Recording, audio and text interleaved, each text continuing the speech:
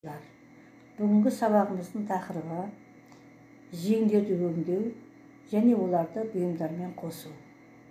Мақсатымыз оқушыларды қатаң технологиялық жүйелілікпен, техникалық жағдайларды сақтай отырып, жеңді өңдеуге және оларды қолтық ойыншысымен біріктіруге үйрету. Сабағымыз тәжірибелік тапсырмалар сабақ болғандықтан, оқушылардың өз бетінше атқаратын жұмыстарына берілетін тапсырмаларға тоқталып өтейік. Жылулық астар жеңді өңдеуге қажетті бөлшектерді дайындау. Екінші, жеңнің бөліктерін біріктіру. Негізгі жең аузына және астар жеңді біріктіру және ылғалды жылулықпен өңдеу болып табылады. Тапсырманың орындалуы ретінде біз пішу столына мата жаймасын жаямыз алдымен. Екінші, жайманың бойлық арқау жіптерінің бағыттарын анықтауымыз керек. Және матаны жаймасының бетіне бұйым бөлшектерін орналастыру керек.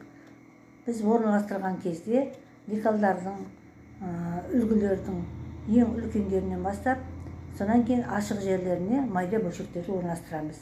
Декалдар жылжып кетпеу үшін булавкалармен, яғни түйреуіштермен түйреп қоямыз. Бұйым бөлшектеріне мата жаймасына борсыздықтармен түсіріп отырып, және сандық мән береміз. Қайшының көмегімен осы бөлшектерді қиып аламыз. Міне тапсырма осындай ретпен орындалады. Енді тәжірибелік жұмысты бастайтын болсақ, алдымен жаңа қиып алған жеңімізді оң беттерін бір-біріне қаратып, тігілетін қиықтарын бір-біріне сәйкестендіріп, булавкалармен, түйреуіштермен түйреміз. Түйреуіштерді қадап болғаннан соң, енді ашық түсті жіппен біз оларды тігіс сызығы бойымен көктеп шығамыз. Көктеп болған соң, әрі қарай машина жұмысын атқарамыз. Яғни тігін машинасында тігіс ені 1,5 сантиметр қашықтықта сырып тігіледі. Тігістің сапасын тексеріп, сонан кейін барып көктеу жіптерді суырып алып тастаймыз. Енді көктеу жіптерін алып тастағаннан кейін тігістерді ылғалды жылумен өңдейміз, яғни айыра үтіктейміз.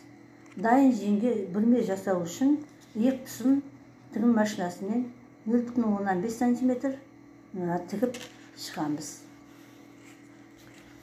Дайын жеңге бүрме жасау үшін жаңада 0,15 сантиметр тігіп шыққаннан кейін біз 15-20 сантиметрге артық жіп қалдырамыз. Себебі иек тұсын бүрме жасау үшін ол артық жіп керек болады. Жіптің шетінен аз ғана бүрме жасап тартамыз. Тартып болғаннан кейін төмендегі суретте көрсетілгендей болып жиылу керек. Жіптің шетінен аз ғана бүрме жасап тартып болған соң жаңағы төмендегі суретте жаңа айтты, көрсетілгендей болады. Енді дайын болған жеңімізді бұйымға біріктіру процесін орындаймыз. Енді балалар әрі қарай осы үйге жұмысты атқарған жұмыстарымызды әрі қарай үйден жалғастырып, тағы да көріп, тексеріп шығамыз. Үйге тапсырма әйелдер және балалар киімдерін дайындау технологиясы оқулығындағы 250-256 беттердегі тапсырма тақырыпты оқып келеміз, және жеңдерді өңдеудің технологиялық картасын жасаймыз. Әрі қарай бітпеген егер жұмыстар болып жатса, үйден аяқтап келеміз. Қос сау болыңыздар. Назарларыңызға рахмет.